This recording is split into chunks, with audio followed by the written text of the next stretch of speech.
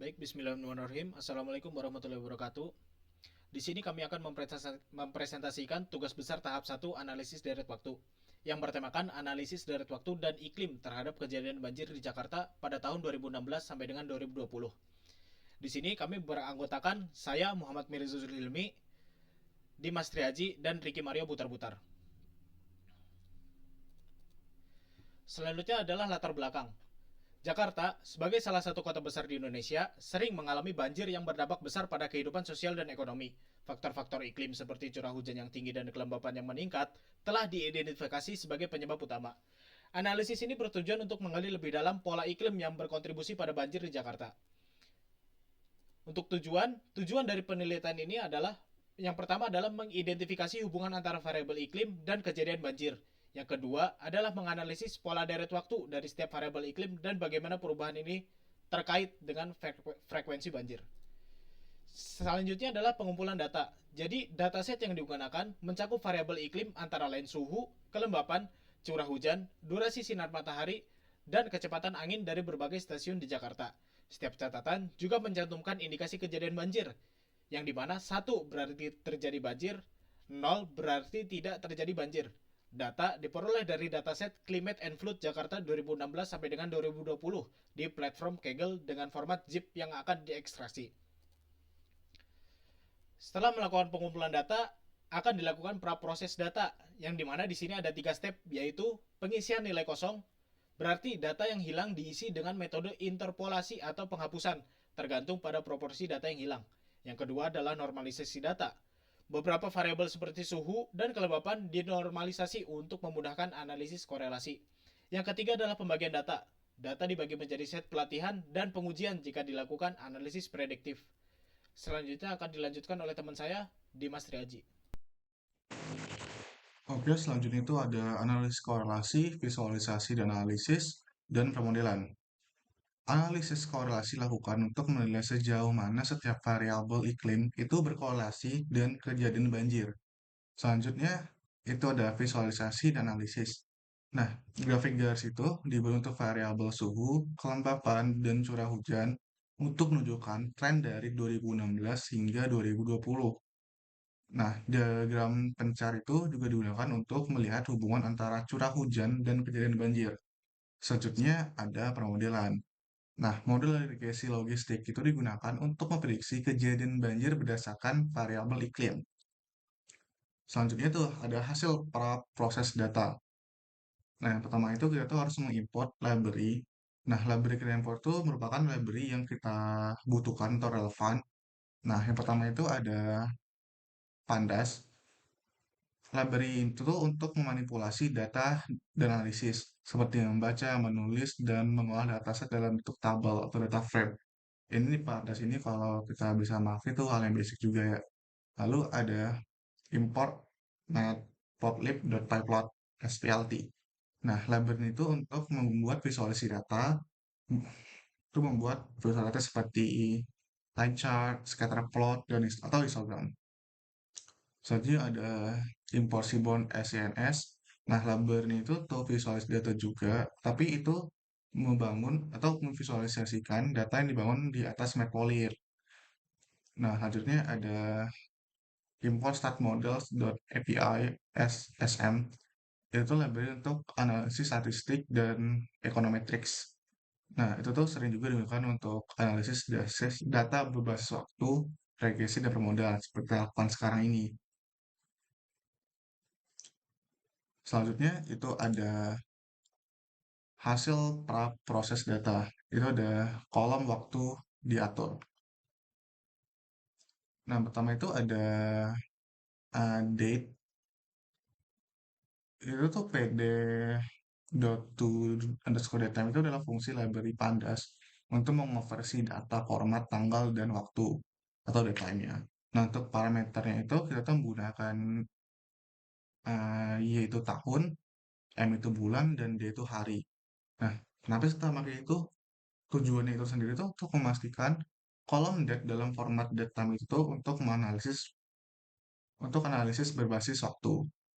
Selanjutnya itu ada Lalu selanjutnya data kemudian diatur lagi sebagai indeks yang diperlukan untuk analisis time series. Nah, fungsi pada tadi itu untuk menjadikan kolom tertentu sebagai indeks datasetnya tersebut. Nah, parameter dir itu kolom yang bakal dijadikan indeks, lalu in plus sama dengan true itu mengubah dataset data langsung tanpa membuat salinan baru. Nah, tujuan itu menjadikan kolom dir sebagai indeks sehingga dataset cocok untuk analisis berbasis direct waktu seperti pengurutan, pengelompokan, atau visualisasi tren. Selanjutnya itu ada masih di hasil praproses data itu udah menghilangkan nilai kosong atau none. Nah, itu tuh penting karena untuk menghindari error saat pengujian atau permodelan. Menghapus nilai kosong itu dalam data series agar tidak terjadi error saat melakukan analisis statistik juga. Lalu selanjutnya ada add fuller. Nah, add fuller ini itu merupakan library untuk melakukan augmented decay fuller atau ADV test. Nah, tujuannya itu untuk meriksa apakah data time series bersifat stasioner. Selanjutnya ada differencing untuk stasionaritas. Nah, difference itu untuk membantu mengubah data time series menjadi stasioner. Syarat utama untuk banyak metode analisis seperti ini tuh seperti ARIMA. Nah, cara itu menghitung selisih atau difference antara nilai saat ini dan nilai sebelumnya pada kolom T average. Tujuannya itu untuk menghilangkan tren dalam data agar menjadi stasioner. Selanjutnya itu ada validasi data untuk KCF dan PACF. Nah, itu menyimpan data untuk analisis lanjutan seperti plotting ACF dan PACF yang berguna untuk menentukan parameter model time series.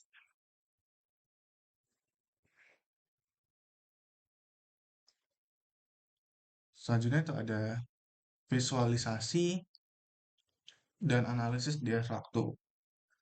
Yang pertama itu ada visualisasi data tren, suhu rata-rata, curah hujan, dan kejadian banjir. Sebenarnya itu basic juga sebenarnya ini seperti visualisasi pada umumnya. Tapi saya jelaskan kali ini adalah hasil dari visualisasi tersebut, yaitu garis biru itu mewakili suhu rata-rata atau T average, lalu garis oranye itu kan mewakili curah hujan atau RR, lalu ada garis hijau itu mewakili banjir atau flood. Tujuan analisis itu tuh maksudnya visualisasi ini tuh untuk bantu untuk menganalisis hubungan antara suhu rata-rata, curah hujan, dan frekuensi kejadian banjir. Lalu kedua, itu untuk mencari pola atau anomali dalam data daerah waktu tersebut. Untuk selanjutnya, itu bakal dijelaskan oleh teman saya, itu Ricky Maria Butar-Butar. Baik, perkenalkan, nama saya Riki Maria Butar-Butar. Pada saat ini saya akan melanjutkan penjelasan dari fungsi analisis ACF dan PACF. Baik, apa itu ACF? ACF akan menunjukkan sejauh mana nilai-nilai dalam data saling berkolerasi pada berbagai lag. Pada grafik ACF, puncak signifikan menunjukkan adanya korelasi yang signifikan pada LAG tertentu. Lalu PACF akan mengisolasi pengaruh langsung dengan nilai data dengan lag tertentu. Puncak signifikansi ada pada PACF yang menentukan lag AR dengan model ARIMA. Lalu ada juga differencing yang akan mentransformasi data dengan differencing untuk memastikan analisa ACF dan PACF dilakukan pada data yang stasioner.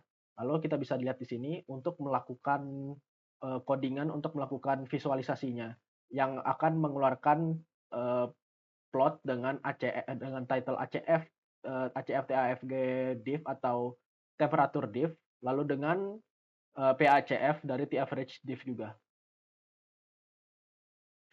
Lalu ada analisis stasioner dengan uji ADF. Pada fungsi uji ADF test ini didefinisikan terlebih dahulu uji ADF pada data input. Fungsi ini akan menggunakan ADF Fuller dari library stats model untuk menghitung statistik uji dan juga mengembalikan beberapa parameter yang penting, yaitu statistik ADF, yaitu nilai statistik uji di query Fuller-nya, yaitu statistiknya ada ADF min 8300299. Lalu ada juga p-value.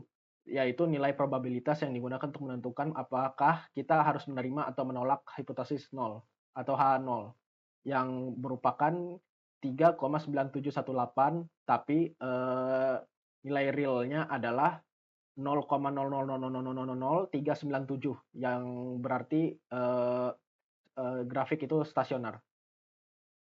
Lalu ada juga critical value, yaitu nilai batas ambang pada nilai signifikansi tertentu, yaitu pada 1% berupa min 3,43, lalu pada 5% itu min 2,86, lalu pada 10% itu terdapat min 2,56%. Jadi bisa disimpulkan di sini bahwa data itu sudah stasioner dan tidak perlu lagi dilakukan differencing. Tapi differencing akan tetap dilakukan untuk mendapatkan hasil PACF. Baik, pada bagian keempat yaitu identifikasi model dengan ACF dan PACF. Kita lihat pada kode tersebut. Pada baris pertama akan mengatur ukuran figur menjadi 12 kali 6 yaitu atau lebar kali tinggi. Lalu pada baris 3 dan 5 plot subplot 1 2 1 akan membuat subplot di posisi pertama dari dua kolom. Lalu ada plot ACF yang akan memvisualisasikan ACF data T average diff tanpa nilai yang tidak valid atau NaN. Lalu ada plot title untuk menampilkan title dari plot itu. Lalu ada juga pada baris 7 sampai 9 itu kita akan membuat pada plot subplot 1 2 2 akan membuat subplot di posisi kedua dari dua kolom tersebut. Lalu ada pada plot PACF akan memvisualisasikan PACF data dari T average diff tanpa NaN atau data yang tidak valid. Lalu plot title akan memberikan judul pada plot ini. Lalu ada pula dari baris 11 sampai 12 yaitu plot type layout untuk mengatur jarak antara subplot agar tidak saling tindih. Lalu ada juga plot show untuk menampilkan sebuah grafik. Lalu kita bisa lihat hasil dari plot ini setelah memastikan data stasioner, analisis dapat dilakukan dengan memplot fungsi autocorrelation function ACF dan partial autocorrelation function atau PACF. Bisa dilihat di sini untuk plot ACF terdapat cut-off signifikan pada leg ke-1. Lalu ada juga pola ini menunjukkan bahwa model moving average MA dengan urutan Q1 sama dengan cocok untuk data. Lalu ada juga pada plot PACF yang bisa dapat kita lihat di sini pada leg 1 memiliki cut-off yang sangat signifikan. Lalu pada polanya kita menunjukkan pola model autoregressive AR dengan urutan P sama dengan 1 itu cocok untuk data. Bisa dilihat sini, ini untuk penjelasannya. Pada plot ACF terdapat cut-off signifikan pada leg ke-1 dan seterusnya. Lalu untuk rekomendasi model yang bisa kami berikan itu ada berdasarkan hasil analisis ACF dan PACF. Model ARIMA yang diusulkan adalah ARIMA 101, di mana P sama dengan 1 dari cut-off PACF pada leg ke-1 tadi, lalu juga ada D sama dengan 0 dari data yang sudah stasioner, dan juga Q sama dengan 1 dari cut-off ACF pada leg ke-1. Lalu kita sudah sampai ke kesimpulan. Kesimpulan yang dapat kami dapatkan adalah karena hasil ini adalah hasil uji ADF stasioner menggunakan ADF, menunjukkan bahwa data itu sudah stasioner, maka tidak perlu lagi dilakukan proses differencing. Oleh karena itu, nilai D sama dengan 0 digunakan dalam model ARIMA. Dengan demikian, model yang dapat didapatkan adalah ARIMA 101 yang dapat digunakan untuk menganalisis dan juga memprediksi pola dari deret waktu dalam data ini. Kesimpulan dari analisis ini adalah bahwa variabel-variabel iklim seperti curah hujan dan kelembaban memiliki hubungan yang signifikan pada kejadian banjir di Jakarta. Model ARIMA 101 dapat memberikan wawasan yang penting dalam memahami pola data iklim dan juga membantu memprediksi resiko banjir di masa depan secara lebih akurat.